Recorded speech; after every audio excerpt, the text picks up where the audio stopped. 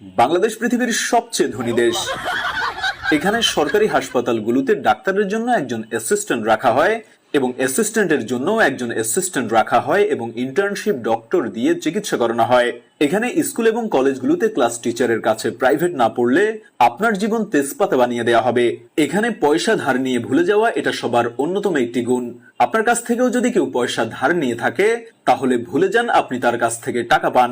এখানে ছেলে মেয়ে একজন আরেকজনকে জানু মানু সোনা জান এসব বলে তাদের যৌবন শেষ করে দেয় আর বিয়ে করে 40 বছর বয়স হলে। এখানে দুজন গরিব মিলে আরো 5 থেকে 7 জন গরিবের জন্ম দেয়। এখানে কেউ একবার পয়সাওয়ালা হলে সুইজারল্যান্ডে ব্যাংক অ্যাকাউন্ট খুলে এবং অবৈধভাবে দেশের টাকা নিয়ে সেখানে জমা রাখে। চিকিৎসা করতে থাইল্যান্ড ও সিঙ্গাপুরে পাড়ি জমায়, শপিং করে থাইল্যান্ড ও দুবাই থেকে, পড়াশোনা করতে ইউরোপ আমেরিকা এবং কানাডার মতো দেশগুলোতে পাড়ি জমায়, আর ঘুরতে আমেরিকা কানাডা অস্ট্রেলিয়ার মতো দেশগুলোতে যায়। আর যখন মৃত্যু ঘনিয়ে